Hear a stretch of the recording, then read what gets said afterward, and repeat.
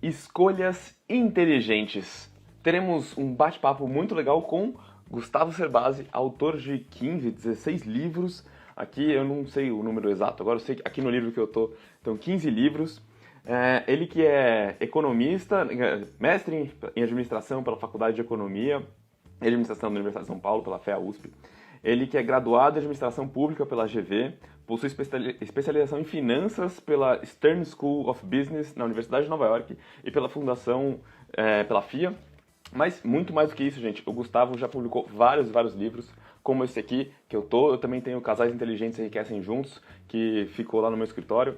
E, enfim, trabalho fantástico, já ajudou muitos e muitos alunos com o curso Inteligência Financeira.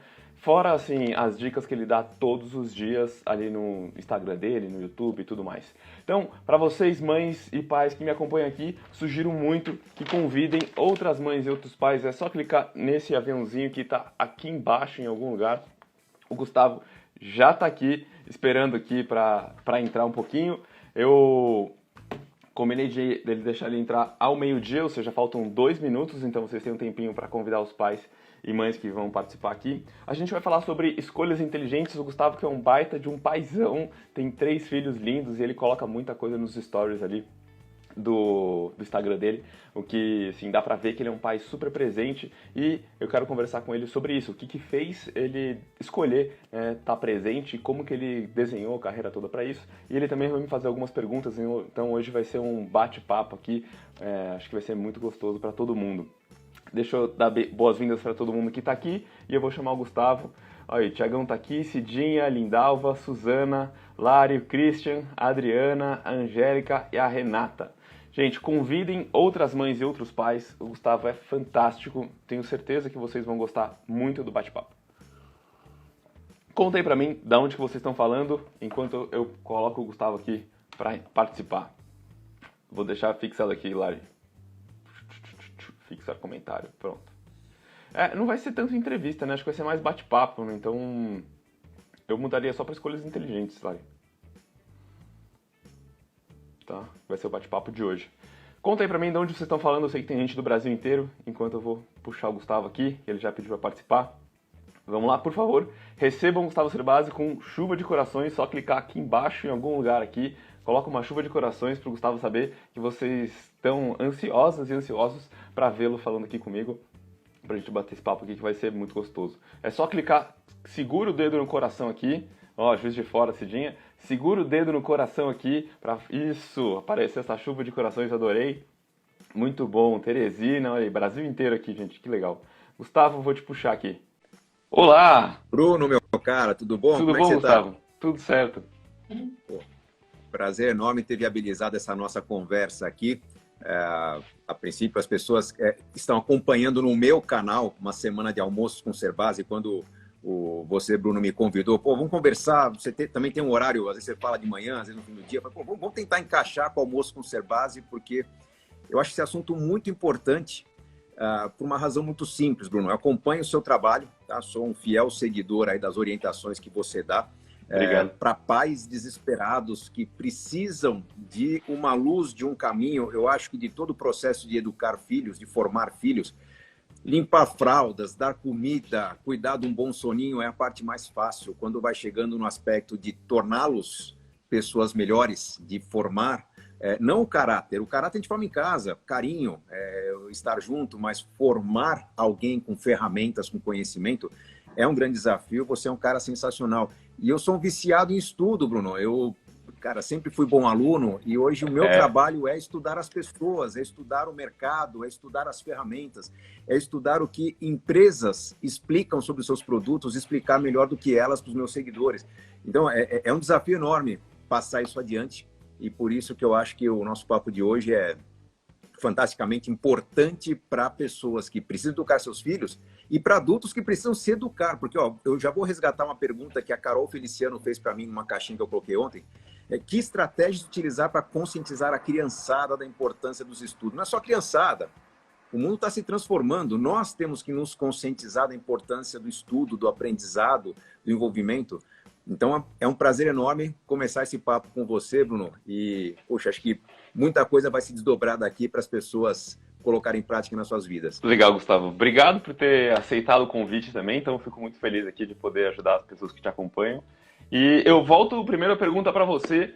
Como que você faz para os seus filhos estudarem? Porque eu vejo você postando sempre eles estudando, e aí depois eu completo aqui com o que eu acho que funciona. Quer dizer, o que eu acho não, o que eu sei que funciona aqui com os meus alunos. Eu tenho uma pergunta para você que está assistindo esse vídeo. O seu filho tem preguiça de estudar? Ele não faz as tarefas, fica enrolando, tem que ficar gritando com ele porque ele não fez a única coisa que ele tinha que fazer? Então eu quero te fazer um convite para a Semana do Filho Estudioso, um evento 100% online e 100% gratuito, onde eu te dou um passo a passo para você despertar o gosto pelos estudos dos seus filhos em 6 semanas. O link deve estar aqui embaixo do vídeo, na descrição. Você pode clicar lá e se inscrever gratuitamente. Um beijo e eu te espero lá. Vamos lá. Acho que o primeiro ponto é ter consciência que cada ser humano é um ser humano único, né? Meus filhos estudam mais ou menos, né? Eu tenho uma filha que é estudiosa, a Gabriele. Ela é apaixonada por estudos, por ferramentas. Pai, quero baixar um aplicativo que me ajuda a fazer notas, a organizar. Quero um caderno de gramatura maior para usar canetinhas coloridas e isso me ajuda a organizar a leitura das minhas anotações, das minhas fichas, né? Então, ela é uma estudiosa. Os outros, olha lá, as famosas canetinhas. O Guilherme, ele é um cara muito prático, ele é um cara muito funcional, ele estuda o que é necessário, ele estuda na medida do que ele acredita que precisa. Ele não compete com ele mesmo por notas, né? Então ele é um cara assim que tem uma grande qualidade de ser tranquilo. E a Carol é a menor, ainda não está muito claro qual que é o processo dela, mas ela vai um pouco na linha do irmão, né? Ela é uma excelente aluna, ela gosta muito das ferramentas de estudo, ela tem orgulho dos livros, dos cadernos, mas ela também não é daquela de mergulhar nos estudos, ela não compete com ela mesma por nota, né? Ela compete por habilidades, ela é uma artista nata. Então, acho que o ponto de partida de ter meus filhos... A questão não é nota, não são filhos nota 10, eu nem quero que eles sejam nota 10, eles são nota 10 em inteligência emocional, eles são nota 10 em caráter, são pessoas, crianças que a gente gosta de estar junto com elas, os adultos gostam de estar, outras crianças gostam, então nesse ponto eu sou muito preocupado, né? E a gente está sempre orientando, sempre conversando, sempre dando exemplo. Mas acho que um ponto importante para eles terem essa autenticidade é dar um pouco de liberdade para eles também, eles... transmitirem no processo deles o que eles são, né? Se eu tentar tornar o Guilherme um estudioso, talvez eu esteja destruindo um cara de um relacionamento fantástico. Então, eu preciso dar um pouco dessa noção de equilíbrio e me esforçar, eu e a Adriana nos esforçamos muito para que, peraí, calma, não relaxa tanto, né? Vamos lembrar que você vai ser comparado, sua nota vai ser comparada com alguém, então compita um pouquinho, né? Se esforça um pouquinho, então ele precisa ser lembrado com mais frequência. A Gabriele não, a gente tem que chamar ela para o exercício, chamar ela para a festa, chamar ela para as pessoas. Então, acho que o ponto de partida é reconhecer o que são essas crianças. Porque eu acho que é um erro que muitos pais cometem de obrigar seus filhos a serem nota 10. Alguns desejarão ser, alguns se enquadrarão bem nesse processo. Outros vão se sentir filhos mal amados, filhos que não atendem a expectativa dos pais, filhos que não são compreendidos, e eles vão sofrer muito, não só nessa fase, mas acho que ao longo de toda a vida. Pode me criticar, pode colocar na mesa as cartas, mas é assim que eu e a Adriana decidimos tocar a nossa relação com os filhos, fortalecê-los no sentido de que cada um tem um caráter, cada um tem uma visão diferente, cada um tem qualidades diferentes, a gente procura sempre ressaltar as qualidades que cada um tem. Cara, você sabe que eu recebi uma mensagem, eu fiz uma semana de conteúdos gratuitos aí, e eu recebi uma mensagem de uma avó que quando eu falei pra ela que, quer dizer, ela viu um vídeo meu falando que não podia brigar, ou que, enfim, evitar as brigas e broncas e castigos, e ela pensou, nossa, que absurdo. Aí ela foi olhar pra ver o que eu tava falando mesmo, e ela falou, bom, eu já tentei de tudo, vamos ver se isso aqui funciona. Em uma semana, o neto dela chegou pra ela assim, vovó, vem ver a lição de casa que eu tô fazendo, e ele sempre fugia da lição de casa, né? Então, assim, pra quem acha que funciona, pode ter funcionado, né? Brigar, colocar de castigo, pode ter funcionado, funcionou. Minha mãe me colocou muito de castigo, não sei como é que foi na sua casa, Gustavo, mas o ponto principal aí do que você falou, acho que é entender que cada um é diferente.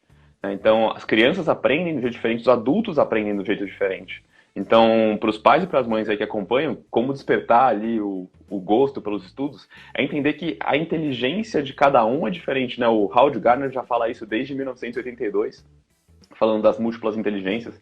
E acho que você conseguiu explicar, você tem 3 exemplos aí bem diferentes na sua casa, né? E os pais muitas vezes não aceitam que os filhos não são como eles, e esse é um dos principais problemas que eu enxergo. E tem o risco dos filhos serem comparados com os pais também, né? Pô, eu sou um adulto de alta performance, eu tenho destaque na minha área, então eu tenho que tomar muito cuidado com o risco dos meus filhos se sentirem à sombra da minha competência, né? De eu anular competências que eles têm, de eu anular paixões que eles têm, porque não, papai fez assim, deu certo, vocês têm que fazer também, né? Não é assim, né? Acho que o desafio de cada ser humano vivo, e os pais ajudam esses seres humanos enquanto eles são jovens, é de descobrir qual que é a sua missão, qual que é seu papel no mundo, qual que é seu papel na sociedade. E acho que não tem nada pior, nós estamos falando de sucesso, mas isso remete ao fracasso, não tem nada pior do que a pessoa entender que ela não tem uma saída que seja apaixonante. Quantas pessoas não estão trabalhando 3, 4 horas por dia no transporte público, mas 10 horas por dia de trabalho, e acha que a vida é só trabalhar, trazer dinheiro e pagar contas, porque essa pessoa não descobriu algo que a apaixone. O que apaixona não é o cara ser um médico, um engenheiro, advogado. Pode ser, porque tem médicos, engenheiros, advogados apaixonados pelo que fazem, esses caras têm destaque e ganham muito dinheiro. Sim. Mas acho que apaixonado é aquele jardineiro que faz o trabalho dele e fala, cara, gosto tanto do que eu faço, você vê o cara fazendo, quando você dá um elogio, aquele cara, ele agradece explicando o que ele faz. Olha, eu estou fazendo desse jeito, porque se eu fizer com cada plantinha da mesma forma, elas não vão crescer de maneira saudável, então tem uma técnica para uma, para outra, para o tipo de solo. O jardineiro apaixonado vai fazer um jardim apaixonante, né? E isso vale para qualquer profissão. Se algum filho meu falar, papai, eu quero ser músico, tem muito pai que fala, pô, filho, mas isso não dá dinheiro. Não, um músico apaixonado, bem treinado, bem educado, vai fazer sucesso. Talvez não ganhar rios de dinheiro, mas vai ganhar dinheiro suficiente para manter sua vida. Então, é esse tipo de paixão que nós temos que desenvolver nas pessoas, né? Vou recorrer a uma outra reflexão, uma pergunta colocar na caixinha. A Monique Ramos Zero perguntou, como não desistir de estudar, mesmo tentando e sempre fracassando? Minha opinião é que a Monique está estudando coisas erradas, ou materiais errados, ou um assunto errado. Ela talvez tenha que estudar alguma coisa que a apaixone para adquirir o hábito de estudo, para então talvez mergulhar no que é preciso e necessário para a atividade dela, que talvez não seja apaixonante naquele conteúdo, mas ela tem que ter o ritmo do estudo, né? E isso é algo que a gente desenvolve. Tô certo, Bruno? Acho que sim, tá certo, mas o que eu vejo dos meus alunos, principalmente, né, eu acompanho muito crianças ali entre 12 e 17 anos, às vezes até um pouco mais velhos, enfim, eu estudo muito sobre como que as pessoas aprendem. E tem uma coisa que eu percebo, principalmente nos alunos que falam sobre fracasso, eu sempre erro, é a visão de que sempre erra. Então, por exemplo, eu tenho um aluno que, recente agora, fez um vestibular, um simulado, tá prestando uma faculdade lá, que é a Faculdade dos Sonhos. Ela nunca estudou e, assim, eu acompanhei ela faz tempo, era difícil ela estudar. De repente, caiu a ficha para ela, qual que era o sonho dela, qual que era a faculdade que ela queria fazer. Ela descobriu, assim, e começou a estudar porque fez sentido para ela. E teve essa escolha apaixonante. Mas aí, a gente estava estudando, ela fez um simulado e aí em matemática ela acertou uma questão de 10. Aí ela falou, Bruno, meu Deus, eu nunca vou passar, tal. Eu falei, tá, não tem problema, ó, vamos ver o que você errou. Fizemos um plano, ela estudou. Semana seguinte ela foi fazer outro simulado, aí ela acertou 4 questões de 10. Bruno, meu Deus, não vai dar, 4 de 10 não é bom. Aí eu falei, cara, você aumentou de 1 para 4? Sério que isso é um fracasso? Olha quanto você está crescendo. Então, às vezes, a Monique, né? Às vezes a Monique só tá vendo a parte que ela não tá conseguindo ver o que ela consegue realizar. O que, para estudar, é super importante você ver que você tá numa caminhada, porque é uma construção, não é do dia pra noite, não é uma dica, não é um método milagroso que vai fazer você lembrar para sempre. Às vezes, uma mudança de hábito ali nos estudos faz diferença. Mas, assim, é o hábito que vai fazer diferença, é a caminhada, né? Assim como na riqueza, né? Na construção de riqueza. Exato. Esse lance do fracasso é curioso, né? Porque quando a gente vê uma pessoa de sucesso, a minha carreira é uma carreira de sucesso, eu me orgulho dela, mas eu olho pelo retrovisor, eu vejo vários lances que muitas pessoas encarariam como fracassos. Projetos que não deram certo, livros que o meu livro para filhos. Ele nasceu como Filhos Inteligentes Enriquecem Sozinhos. E eu via pais comprando esses filhos para os filhos lerem. Eu falava, não, cara, esse livro é para pais, não é para filhos. Eu reescrevi o livro para ele ficar mais leve, relancei com o título Pais Inteligentes Enriquecem Seus Filhos, né? Porque teve até uma situação, virou meme, né? Uma época que o Romário estava com problemas financeiros, virou notícia, e ali veio um repórter da televisão dando um livro para ele, ó, Romário, dá para o seu filho, porque ele vai precisar enriquecer sozinho, né? Você está com dificuldade. E, cara, não, talvez o Romário tinha que ler naquele momento. Eu acho assim, que esse lance do fracasso, o medo de errar já é um empecilho para o estudo, porque tem muita gente que trava no estudo com medo de ir mal na prova, né? Deveria estar estudando, então esse medo de errar é um ponto. E tem o medo da escolha, da desistência de uma escolha frustrar outras pessoas. Tem muito jovem que tem medo de reconhecer o fracasso na escolha de uma faculdade, por exemplo, desistir dela e partir para outra, o que é um erro grave. Essa pessoa está talvez condenando sua carreira por muitos anos, como consequência que papai se esforçou e o custo que eu tive, o vestibular, o cursinho e tal, ele não se sente na liberdade de mudar de rumo. O jovem entender que erros são parte do acerto, eu acho que é um processo importante, né, Bruno? Uma recuperação, uma aula de reforço, uma aula de apoio, né? Pô, vamos fazer aí uma aula complementar de um assunto, seja de inglês, de matemática, qualquer outro assunto. Entender que o processo de digerir o erro, digerir um pseudo-fracasso é parte do sucesso, é muito importante, você não acha? Sem dúvida nenhuma, né? Quando a gente vai falar com os alunos aqui, é a parte de, assim, primeiro que o feedback é super importante. Aí quem pergunta de método de estudo, quanto mais rápido você tiver um feedback de que, beleza, eu fiz uma questão e ela não tá certa, tá, por que ela não tá certa? Né? Então, ao invés de falar, nossa, meu Deus, errei. Então, o erro faz parte do processo. Cara, assim, o seu professor de matemática que chegava na lousa e colocava a equação e de repente colocava a resposta embaixo, ele só faz isso porque ele já fez essa equação em casa. Ninguém vai dar uma aula assim, tá com ela preparada, entendeu? Então, os alunos olham aquilo e falam, meu Deus, ele sabe muito, ele faz muito rápido. Não, é porque ele já fez várias vezes. Então, o fracasso sim faz parte do aprendizado e é muito bom, né, fracassar enquanto você está estudando, para você não fracassar na hora da prova, né? Quando a gente está falando de vestibular, concurso, tem que errar sim em casa, para no dia da prova você conseguir acertar. E acho que talvez a parte mais importante de uma prova não seja nem a execução, nem a nota, mas seja a revisão do porquê você errou e a explicação do porquê que você caiu numa pegadinha, numa palavrinha que estava no enunciado. Entender que numa situação de prova, de teste, nós somos testados, nós somos pressionados. Nós tendemos a prestar menos atenção por causa da ansiedade, né? Então, treinar essa ansiedade é um ponto importante. Tem uma pergunta legal sobre foco. Deixa eu ver se eu acho aqui. Tem tecnologia? Não.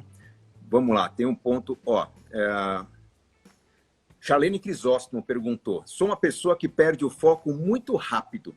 Como melhorar essa situação? Eu acho que exercícios de foco podem ser praticados. Ontem mesmo tinha uma live fantástica com Aaron Campoli, campeão brasileiro de cubo mágico, e exercitar, quebra-cabeça, brincadeiras, praticar um esporte, andar de bicicleta, coisa que faça você suar, esvaziar a cabeça. É uma forma, quando você concentra o foco, ou seja, você determina horários pós-exercício, um bom descanso, boa alimentação, isso ajuda muito, não ajuda, Bruno? Os hábitos saudáveis fazem muita diferença na performance mental. A gente está falando que, quando eu estou falando de memória, de desempenho em provas, eu preciso entender como que quem vai desempenhar funciona. Então, o seu cérebro ele precisa de oxigenação. Então, antes de uma prova, faz ali uns polichinelo, né? Pode fazer uma flexão, porque isso ajuda a oxigenar o cérebro. Sono é super importante. E, Gustavo, assim, você não tem ideia de quantos alunos aparecem aqui com problemas de falta de atenção, falta de foco, e a mãe fala, eu acho que ele tá com TDAH, e ele tem, né, TDAH, vai fazer um monte de exame, e quando a gente vai ver é só falta de sono, a rotina de sono dele tá errada. Tanto que eu até entrevistei um psiquiatra especialista em sono aqui para trazer essas informações para as mães. A alimentação. Eu tive uma live com a doutora Flávia Gavioli falando sobre alimentação para performance mental também, e eu mudei algumas coisas na minha alimentação e é impressionante assim, a diferença que faz a sua disposição. Então tudo isso influencia, é o corpo inteiro que está fazendo aquela prova, não é só a cabeça, né? E lembrar que no mundo de hoje tem muito pai, muita mãe que fala, pô, para o meu filho dormir melhor, vou fazer uma refeição mais leve, vou dar um suco de maracujá. Só que às vezes aquele filho está exposto até 10h30, 11 da noite, naquela luz econômica branca, né, que parece uma padaria, né, que deixa a pupila dilatada desse tamanho, tá com o telefone na mão até 11 horas da noite, tá numa situação de atividade, joguinhos, né, que estão estimulando. Então não adianta você ter a melhor alimentação do mundo se você está colocando carvão na locomotiva a todo vapor até 11 horas da noite. Né? Eu morei no Canadá há um tempo, eu e a Adriana, na época, nós aprendemos que tem um porquê das casas norte-americanas não terem lâmpada no teto. Não se acende luz no teto, é só luz indireta, só abajur. Você só acende luz à noite, e à noite você precisa de luz baixa para o corpo ir acalmando, para você ir desligando os processos do corpo, para você chegar num ritmo de sono, né? Então você deita e dorme. Então é muito curioso, porque quando a gente morou no Canadá, a gente sentia falta. Cara, eu quero ler à noite, cadê a luz, né? Você tem que pôr uma luz dirigida porque não existe luz no teto da sala. E isso afeta bastante. A gente está num país que se buscou a economia de energia, muitas casas com aquela luz branca econômica, que desperta, né? E isso acaba afetando o sono. Então a gente tem que tomar cuidado que todos os aspectos aí sensoriais acabam afetando e atrapalha o foco no dia seguinte, no preparo de estudo, certo? Sem dúvida nenhuma atrapalha. Essa luz, o celular é um dos maiores vilões, entre aspas, nesse problema, e uma das coisas que eu falo para a mãe é como transformar esse vilão em um amigo, né? Porque pode ser. Tudo depende de como a gente encara tanto o celular, o sono, né, o horário de dormir, quanto a nota, a recuperação.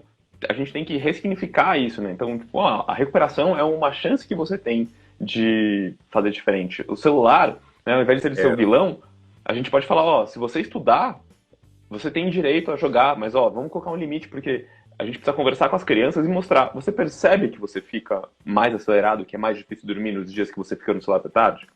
Envolver elas nessa decisão de tirar o celular mais cedo, porque muitas vezes os pais chegam e falam, não, daqui chega, acabou, e aí rola aquela briga, a criança fica brava, ou enfim.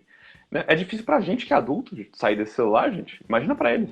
O castigo faz a criança dormir tensa, né? Ou seja, não ajudou muita coisa também, né? O Eric e o Juan Paulo, ele perguntou, tecnologia demais durante os estudos pode atrapalhar? É o que a gente está comentando, pode, mas eu acho que bem utilizada a tecnologia mais ajuda do que atrapalha. Meus filhos vão para a escola hoje carregando um iPad, não tem que carregar uma mochila de 25 quilos de livros, né? Falei da Gabriele, ela é uma fuçadora, uma devoradora de aplicativos que ajudam a fazer notas, a montar gráficos, a resumir assuntos, a ter uma inteligênciazinha artificial ali para organizar o assunto dela. Então, acho que a tecnologia bem utilizada mais ajuda do que atrapalha. Agora, a tecnologia em excesso, aquela de pais que, por causa da vida corrida, por causa do mau preparo, talvez, fala, filho, fica aí, né? Fica em silêncio, aquela família que vai ao restaurante, estão todos jogando, conversando, interagindo no celular, essa tecnologia atrapalha, né? Atrapalha socialmente, atrapalha o sono, atrapalha os estudos. Você tem alguma orientação de como explorar melhor a tecnologia? Controle parental, aplicativos corretos, que sugestões você dá para lidar com essa tecnologia que, em muitos casos, atrapalha? Assim, se a gente for falar de educação das crianças, esses aplicativos de controle parental são excelentes, a ideia é ótima. Mas, assim, posso te falar que, rapidinho, eles aprendem a burlar quando eles querem. Então, a melhor ferramenta de controle parental é uma boa conversa, é você estar aberto para ouvir os sinais que o seu filho te dá. Então, entender por que ele quer, se ele quer entrar num site ali que você acredita que é perigoso, por que ele quer entrar ali? Da onde que vem essa curiosidade? Quem que estimulou ele a ver aquilo?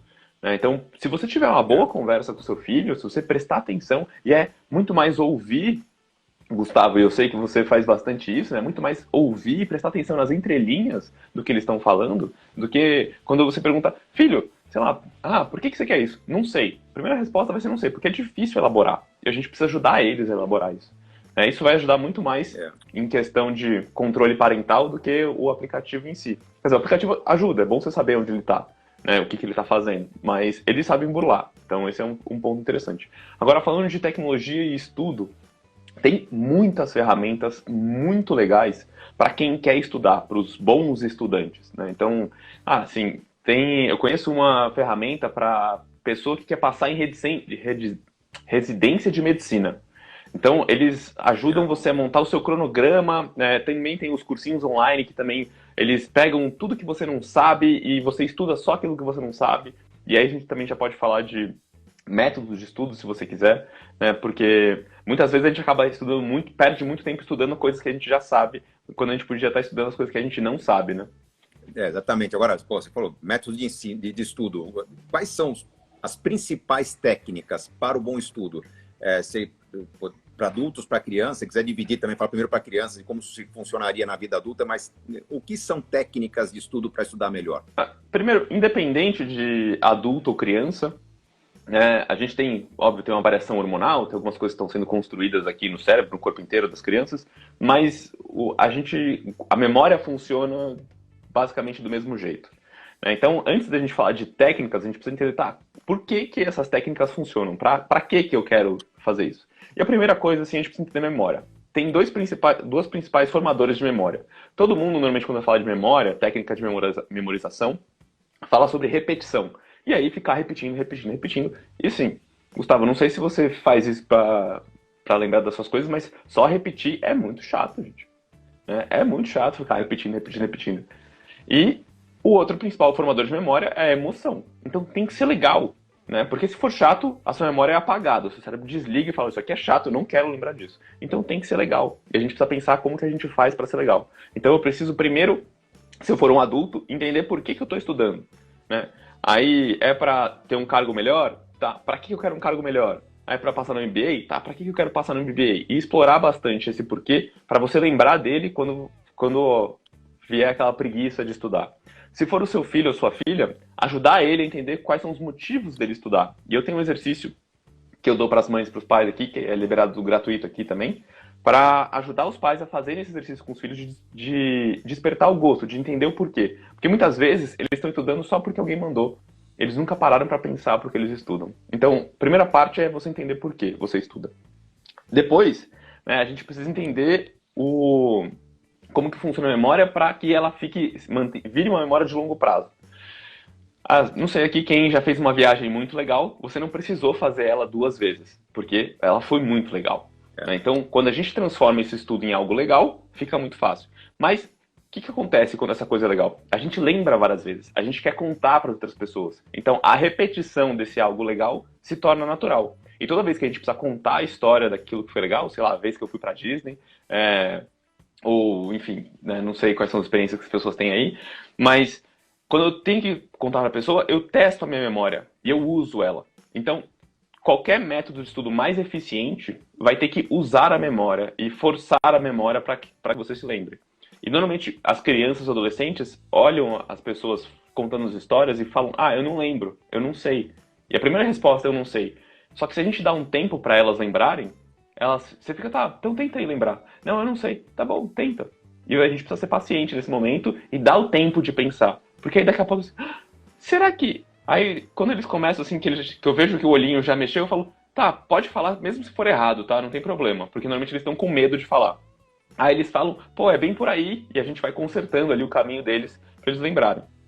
E então, eu preciso sempre testar a minha memória, né? Então esse é o principal ponto. E aí, antes de eu falar sobre as técnicas em si, eu posso falar sobre o que não é estudar? Vamos lá, manda ver, que o que atrapalha os estudos é a técnica errada, né? Bom, ler não é estudar, né? Grifar, tem muita gente que usa o marca-texto, né? Eu pego o livro e passo o marca-texto em tudo. A neurociência já provou que, assim, grifar pode até ser algo gostoso, prazeroso, fica mais fácil de você recuperar a informação depois, mas não aumenta a retenção de aprendizado em nada, né? Resumos. Resumos não são parte do estudo se for um resumo que é só copia e cola. Se eu pego o seu livro aqui, leio um parágrafo, falo, beleza, né? Armadilha, palavra importante, vou escrever aqui armadilha, só copiar e colar, também não vai ser estudar. E aí, estudar por obrigação também não vai ajudar em método de estudo. Então, esses são os principais erros ali que eu vejo as pessoas, tanto crianças quanto adolescentes, cometendo na hora de estudar. E aí, como que funciona? Bom, Bruno, se ler não é estudar, como que eu faço, então? Né? Então, você tem que ler e lê ali, por exemplo, vou pegar o seu livro de exemplo, tudo bem? Você não se incomoda, né? Vamos lá, bom exemplo, Então tá bom. bom exemplo. Eu vou lá, eu pego um parágrafo aqui, eu pego um parágrafo do livro, leio o parágrafo, fecho, e aí eu pego um caderno, uma folha branca, e eu anoto ali o que eu lembro naquele momento. Então eu não fico revendo, buscando aquela informação ali, eu fico forçando a minha memória a colocar aquelas informações. E aí o ideal é, você começa lendo um parágrafo fazendo isso, depois você vai lendo a página e fazendo isso. Ou no final, por exemplo, terminei de assistir uma aula, achei algo muito legal, eu vou lá e faço um resumo do que eu vi, baseado na minha memória.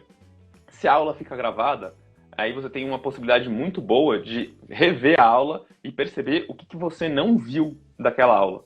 E aí eu sugiro que, nesse momento de você anotar o que você não viu, você anote com uma outra cor, para ficar muito visível o que você lembrou de cabeça, o que estava mais fresco na sua memória, te chamou mais atenção na primeira vez, e o que você tem que lembrar. Então, isso aqui a gente usa aqui, eu chamo de a técnica do resumo perfeito, né? Quando a gente vai fazer o resumo, então eu faço o resumo, reviso o texto, vejo o que faltou e eu coloco uma cor. Essa é uma técnica que funciona muito quando a gente vai estudar matérias de humanas. Como que eu adapto ela para exatas?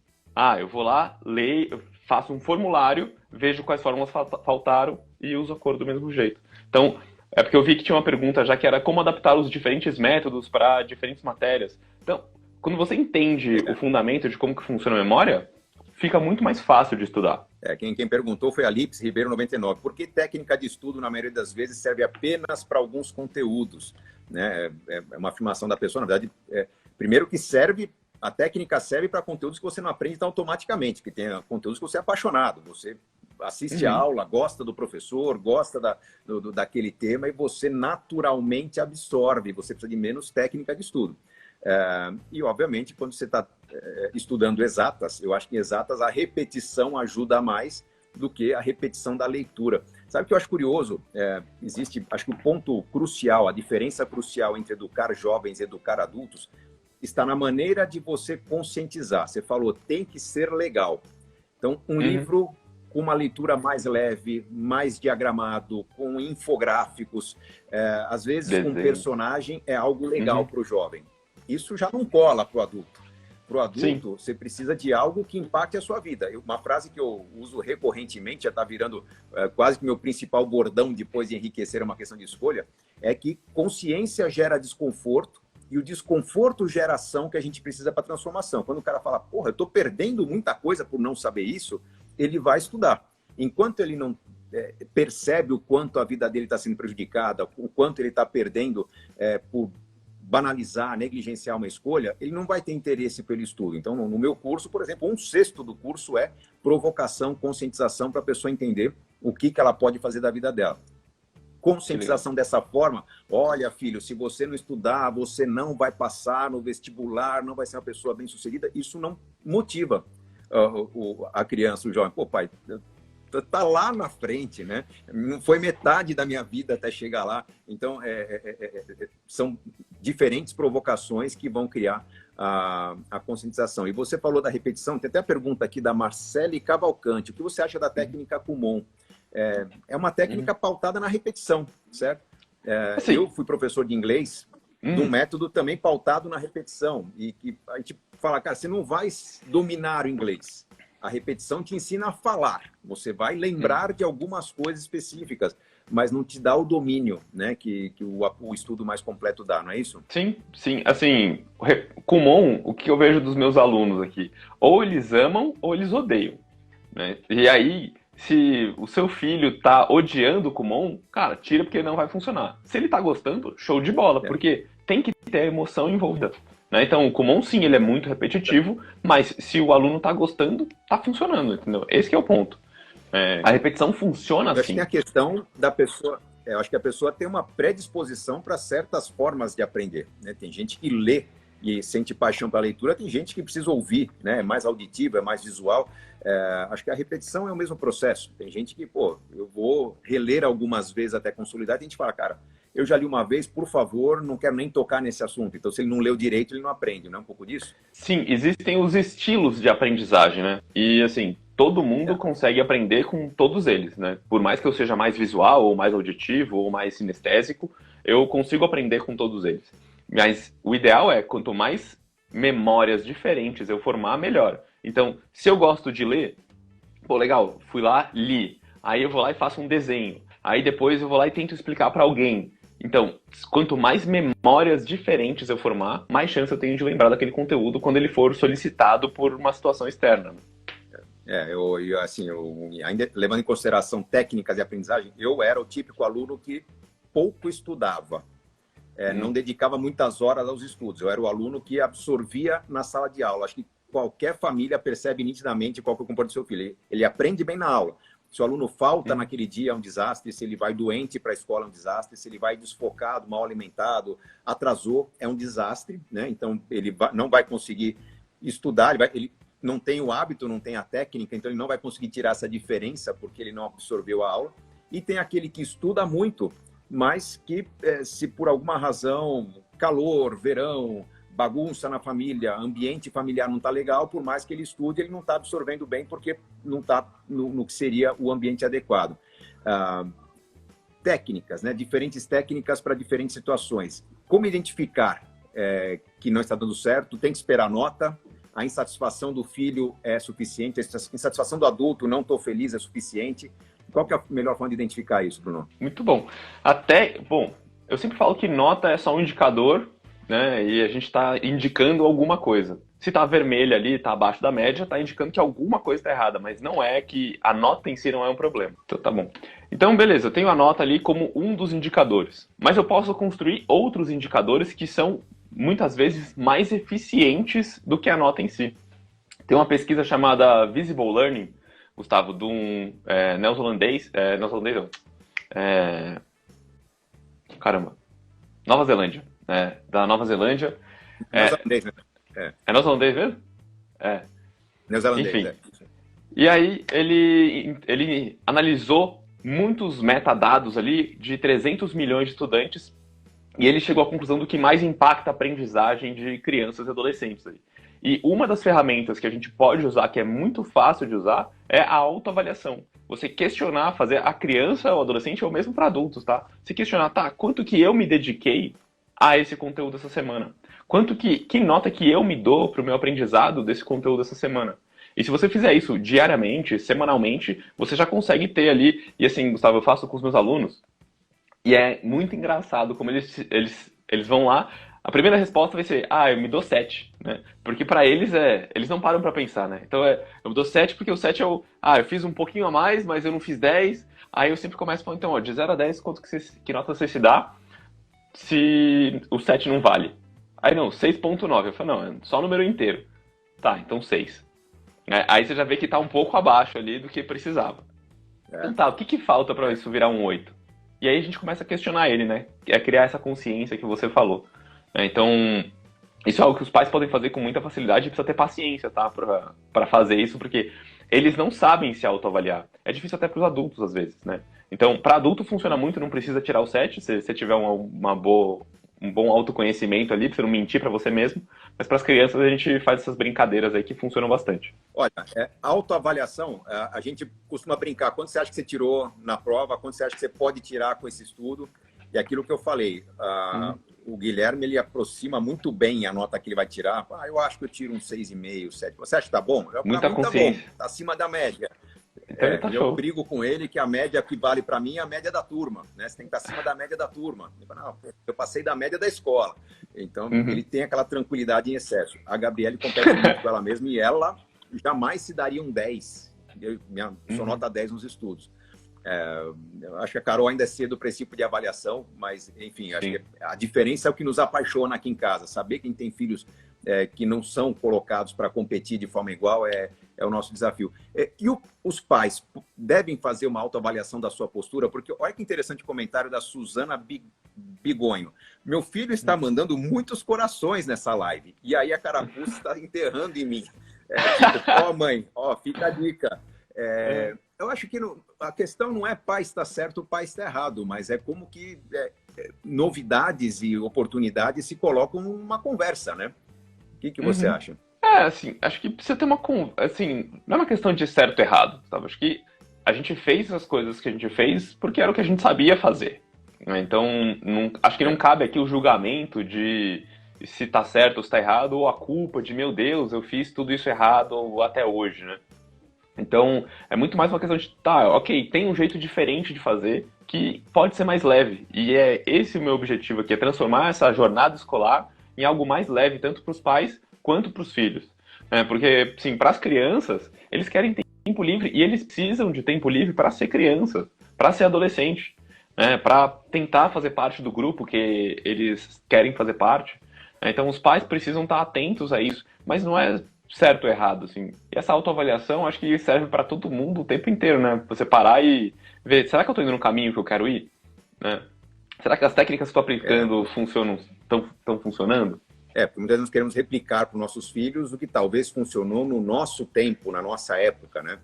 Muitos dos nossos filhos talvez não estarão brigando por um vestibular daqui a alguns anos, estarão brigando por bolsas em escola que vão levar em consideração o perfil de aprendizagem, o perfil de relações sociais. Então, não é só nota, como você bem falou, né? A SPM, Gustavo, que é a Faculdade de Superior de Propaganda e Marketing aqui, que é a melhor faculdade de marketing que tem, enfim, pelo menos é o que sai nas revistas lá, eles não, como essa questão do coronavírus, tal, não pode ter o vestibular. Hoje, a aprovação lá vai ser via entrevista. Que é como se aprova nas principais escolas do mundo, né? Nos Estados Unidos é assim, na Europa é assim, na Ásia não tenho muito conhecimento, mas, enfim, se avalia, primeiro, comparativamente, como que o aluno era em relação à turma, mas não é nota não é o único critério, né? Envolvimento social, práticas esportivas, como que a pessoa cuida dela mesma, tudo isso é levado em consideração. Agora, tem um ponto ainda, para não deixar de lado as técnicas de estudo, o Strambeck Targino perguntou sobre leitura dinâmica. Eu não sei o quanto você falou. Eu nunca fiz um curso de leitura dinâmica, nunca me preocupei com querer ler mais rápido. Mas eu leio muito rápido. Eu acho que é resultado do hábito. E quanto mais livro você lê, mais habilidade você em lidar com as palavras, você tem noção de como... Se você lê o segundo, terceiro livro de um mesmo autor, você já tem noção de como ele escreve. A tendência é que você leia o segundo, terceiro livro mais rápido que o primeiro. É um pouco... É hábito mesmo, né? Talvez a técnica da leitura dinâmica funcione. Eu não sei se você tem experiência com isso, Bruno. Para adultos e para jovens também. Assim, normalmente, quando que você usa leitura dinâmica? Quando você não gosta de ler, né? Então, eu preciso ler aquilo e preciso ler rápido. Mas tem algumas coisas, quando você vai estudar a leitura dinâmica, que você experimenta e começa a fazer sentido. Eu acho que, assim, se você gosta de ler, não pode tirar o prazer de ler, porque, assim, se fica aquela cobrança de, nossa, eu preciso ler rápido, não é prazeroso. Né? O prazer não está na leitura, está em terminar, e aí não sei se faz sentido. Mas, por exemplo, a nossa velocidade de interpretação de sons ou de palavras e conteúdos é muito menor porque a gente fala devagar. Então eu consigo interpretar muito mais palavras lendo um livro. Né? Então, se eu não me engano, um ser humano lê em média 300 palavras por minuto, né? Alguma coisa assim. Então eles fazem umas contas assim de quanto que você precisa ler para quanto tempo você precisa para terminar um livro médio, assim, alguma coisa assim que em uma semana dá para ler um livro, né? Se você se dedicar. Mas a falta de hábito é que é o problema. Né? Então, assim como na academia, se eu não tiver o hábito de estudar, se eu não tiver o hábito de ir na academia, de malhar, eu vou lá um dia, eu vou fazer um exercício com peso super leve e vou ficar todo dolorido. Então, o cérebro cansa também. E a diferença é que a gente não tem células de sentir dor no cérebro. Então, por isso que a gente não percebe quando o cérebro cansa, e aí o que acontece é a atenção vai para outro lugar. Então, técnicas de leitura dinâmica são muito boas. A gente tem algumas coisas que você pode aplicar que eu usei, assim, quando eu tinha que estudar bastante, que melhoram a velocidade de leitura sem perder a compreensão, mas eu posso te falar assim que perde o prazer de ler. Né? Você lê mais rápido, assim, é tipo aquele livro que é só enrolação, que é um livro que, putz, o autor teve que preencher o livro, ele não tinha conteúdo de fato e falou, vou falar a mesma coisa 18 vezes de maneiras diferentes. Aí você usa uma leitura dinâmica. Mas se é para gostar de ler, não recomendo. Algumas pessoas se chocam, né? Quando eu falo, até pouco tempo atrás, eu lia um livro por semana. Lia porque hoje, redes sociais, meu curso online, as pessoas não têm noção do tamanho da interação que eu tenho com meus alunos. Eu leio por semana muito mais de um livro interagindo com os meus alunos. Eu consigo imaginar. Eu sou bem menor de você e eu sou bem minha audiência é muito menor que a sua e tá assim um absurdo de interação. E olha, a interação que eu tenho nas redes sociais é talvez 20% da interação diária que eu tenho, 80% é com os meus alunos no meu curso online. Mas a técnica que eu tenho de ler livros é, primeiro, escolher por temas, né? Tudo que tem de educação financeira e economia, eu procuro ler. Então, quando eu pego uma pilha que eu tenho 3, 4 livros de economia, eu primeiro vou dedicar ao primeiro capítulo uma atenção maior para ver o estilo de escrita do autor. Então, eu levo um tempo lendo mais lentamente o primeiro capítulo. Se eu vejo que ele não vai avançar em nada muito diferente, se eu vejo que ele não vai avançar em nada muito diferente do que eu já conheço, eu começo uma leitura meio que diagonal. Então, pô, o que diz esse parágrafo? Então, o primeiro capítulo eu levo talvez 20 minutos para ler, e os demais capítulos vão em 3, 4 minutos cada um, porque é um assunto que eu conheço, é um assunto que eu domino. Se eu pego um bom livro, né, bons livros, pô, vamos citar aqui um Haruki Murakami, um escritor japonês que eu li uma trilogia, um Q84, bem legal. Cada um daqueles livros de 700 páginas, eu levei 1 mês e meio ou 2 para ler, né, quase 2 meses. Por quê? Me deliciava com as palavras, com o estilo dele, pô, pirava, sonhava com o livro à noite. Então, são conteúdos diferentes. E, para mim, uma técnica muito importante, né? Isso também falei no papo de ontem com o Campoli sobre foco, alternar.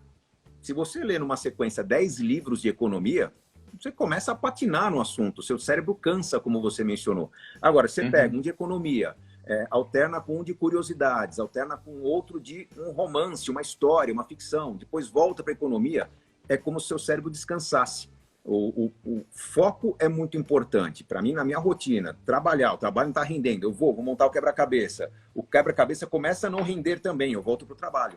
E esse vai e vem é alternar talvez os lados do cérebro, talvez os tipos de cansaço, os tipos de rotina. Então, a pior coisa que tem, não só no aprendizado, mas no trabalho, é você estar patinando e não está rendendo. Olha o comentário que há, tem um comentário bem legal. Renata Moreira 2146 colocou aqui. Chego cansada do trabalho, tem que dar atenção à família, atividades domésticas.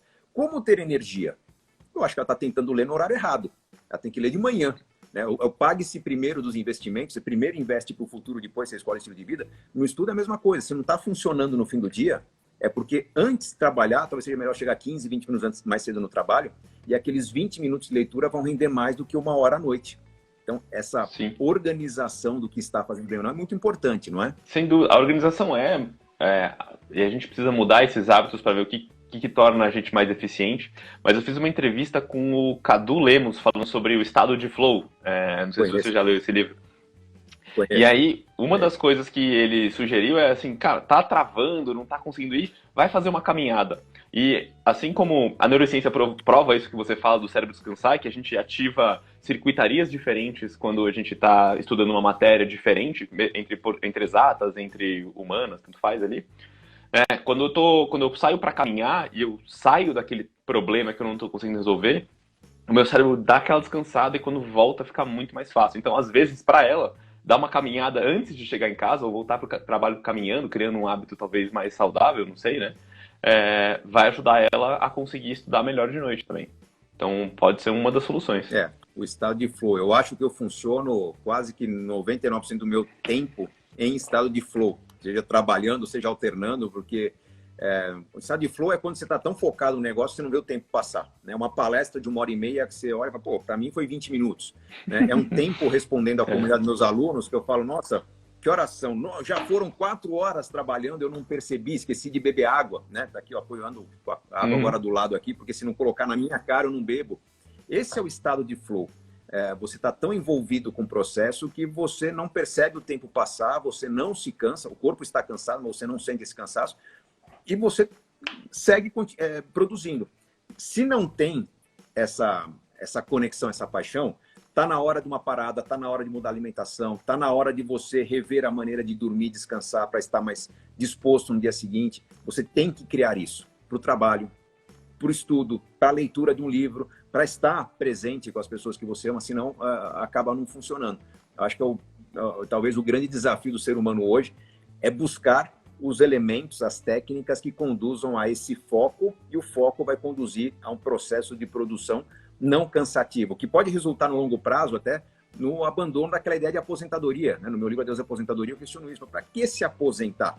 O trabalho e a vida estão tão ruins que você se impõe um prazo que você quer que chegue logo, alguma coisa tem que ser mudada. E começa pelo estudo, né? Sem dúvida. Quando você aprende a aprender mais rápido, aprender melhor, você começa a estudar as coisas que você gosta, você fala, "Meu, pra que que eu vou parar de estudar?"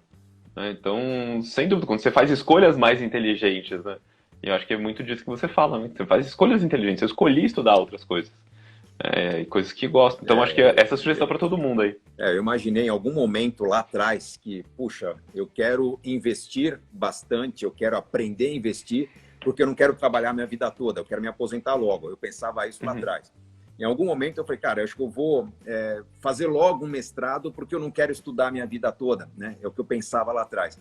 Hoje, eu não penso numa aposentadoria definitiva, em encerrar alguns trabalhos mais exaustivos, encerrar viagens de avião, por exemplo, diminuir. Sim, mas o trabalho segue, os estudos eu nunca parei. E isso faz uma diferença muito grande, sabe? Ter encontrado o caminho, né, do que estudar, do que fazer, do que trabalhar, ajuda a não ter essa pressa para terminar logo o processo e querer se aposentar, porque a aposentadoria acaba sendo um desastre para muita gente, né? Então, acho que o caminho da transformação é mesmo de muito estudo. Quero destacar aqui que tem alunos do curso de Inteligência Financeira participando aqui, o Edu Lara, né, que é um aluno bem ativo na comunidade do Inteligência Financeira, dizendo que é boa essa técnica de testar a memória. Está mandando um abraço lá de Blumenau. E está perguntando, a realização de provas simuladas, né? Funciona? Provas simuladas, você testar seu conhecimento, ajuda? Assim, se o meu objetivo é fazer uma... Se eu estou estudando para fazer uma prova, a melhor coisa que eu tenho que fazer é fazer um simulado. Porque assim, não adianta nada eu treinar para, sei lá, fazer motocross e tirar carta de carro depois. Eu estou treinando para uma prova e vou fazer outra depois. Então eu preciso simular exatamente aquela prova que eu vou fazer. Essa é a melhor coisa que tem, se é vestibular, concurso. E outra, o teste, né, realizar testes é uma das coisas que mais cria memórias de longo prazo. Porque quando você acerta, legal, você sabe o que está estudando. Quando você erra, o seu cérebro, de uma maneira inconsciente, quando você tem uma mentalidade de crescimento, que eu vi que já comentaram aqui em algum lugar da Carol Dweck, quando você acredita que o erro faz parte do processo de aprendizado, o seu cérebro sabe que eu fiz isso aqui, mas ele não tá legal, eu preciso aprender um pouco mais. E ele fica mais atento para quando você tem outras informações. Então tem vários estudos mostrando assim que o fator teste, enfim, seja resolvendo exercício, seja você se testando ou alguém perguntando para você, é uma das melhores coisas que você tem para forçar a memória e, de fato, transformar aquilo em longo prazo. Sabe um negócio legal que eu faço, Gustavo, que é o meu método de estudo? Eu estou aqui estudando sobre educação para ajudar mais pais e mais mães a despertarem o gosto pelos estudos dos filhos, entenderem um pouco mais os filhos. O que eu faço? Eu entrevisto um monte de gente, eu leio vários livros, eu estou sempre estudando, eu coloco muita coisa na prática com os meus alunos e eu vou lá e eu tenho um canal no Telegram com os pais que eu faço um áudio depois da live falando, gente, os pontos mais importantes são esses aqui. Porque é o meu resumo que eu ia fazer já para mim, eu faço e compartilho com os pais. Então já é um jeito que eu uso para estudar e criar conteúdo também para os pais e ajudar eles. Quem faz um bom resumo faz isso até um negócio, né? Só para a gente, eu não vou poder estender muito, daqui a pouco começa as provas do meu filme, mas só para fazer um contra-exemplo que você falou, eu acredito que fazer um simulado, fazer uma prova simulada ajuda bastante. A gente faz isso em casa, a gente imprime para os nossos filhos, mas uma prova simulada me prejudicou no passado, quase me prejudicou. Sabe que quando eu estava no segundo ano do colegial, atual ensino médio, ainda não existia a figura do treineiro nos vestibulares, né? Prestar o vestibular e você acabar passando, só que não podia se matricular na faculdade. E eu, no segundo colegial, passei em duas faculdades muito importantes, Unicamp e a USP aqui em São Paulo. Aquilo me acomodou de uma maneira no terceiro colegial, que por pouco que eu não passo no ano seguinte. Passei no penúltimo lugar na engenharia ali, mas por acomodação. Foi a primeira vermelha que eu tirei na minha vida. Foi na última prova de história do terceiro ano colegial, por acomodação, por ter deitado nos louros do sucesso. E ali eu aprendi uma lição muito importante. Por pouco eu fiquei fora da faculdade e eu nunca mais repeti esse erro na minha vida. Mas tem que saber o momento certo também de se testar, né, e de se preparar. É parte do processo do sucesso numa nota e nas escolhas da vida, né, Bruno? Sem dúvida nenhuma. Que legal essa história, não sabia. Que bom que você... E aí entra naquela parte de conscientização que você falou, né? Com certeza. Acho que consciência é tudo, né? Consciência, repito, gera desconforto, né? Quando a gente conscientiza, a gente dá uma dica, a gente dá um insight, não é só para motivar. Eu dou muitos insights para trazer desconforto para as pessoas, mas esse desconforto faz as pessoas procurarem mais informação, transformarem suas vidas, fazerem as contas, entenderem de assuntos que estão faltando. Eu acho que o processo que às vezes falta para a criança chegar bem numa prova, falta para o adulto chegar bem nas ferramentas. Pode ser ferramentas nutricionais, ferramentas que transformam a sua vida, finanças pessoais, aprimoramento da carreira. Quantas pessoas não chegam e perguntam: o que eu faço para aumentar minha renda? Não tem outro caminho a não ser você saber mais habilidades do que o outro. É estudar, é aprender. Então você tem que estar desconfortável com a situação para você matar um fim de semana, matar um feriado, estudando, aprendendo, para no próximo semestre ter um currículo a mais, um diploma a mais, uma qualificação a mais, para mudar sua história. Então isso vale para qualquer pessoa, não só para os mais jovens. Pô, Bruno, fantástico papo. Continuo seu fã, cada vez mais fã, usando seus conhecimentos aqui para minha família, né? Sempre buscando algum insight para colocar na vida, no dia a dia dos estudos dos meus filhos. Espero que você tenha muito sucesso aí. Espero ter trazido para os meus seguidores uma ótima indicação de um canal a ser seguido aí para ajudar na formação dos seus filhos. Muito legal esse papo. Gustavo, eu que agradeço aí você ter aceitado o meu convite. No final virou muito mais uma troca, né, do que uma entrevista sua aí. Agradeço você ter topado também falar com as mães e os pais que me acompanham aí. E eu descobri que muitas não te conheciam, então foi muito legal que eu recomendei você bastante, né, porque eu acho que as escolhas, o questionamento sobre as escolhas inteligentes que você faz é muito positivo e traz muita consciência, né? Então, obrigado você por ter topado também. Vai deixar esse papo salvo? Vai estar no seu IGTV? Eu vou deixar ele salvo, vai ficar no meu IGTV, vou deixar no meu feed também assim que a gente terminar. A gente só precisa terminar antes de terminar o tempo para não dar problema, porque senão o Instagram não salva. Adoro. Legal. Maravilha. Tá bom? Pô, prazerzão estar com você, Bruno. Boa sorte nas provas aí dos seus filhos. Obrigado. Hoje é a última. Meus filhos estão encerrando. Hoje é o último dia de provas. Daqui a 2 horas eles estão de férias. Então vamos lá, vamos encarar as provas aqui e fechar com chave de ouro. Obrigado mais uma vez, Bruno. Valeu. Um abraço. Tchau, tchau. Grande abraço. Até mais.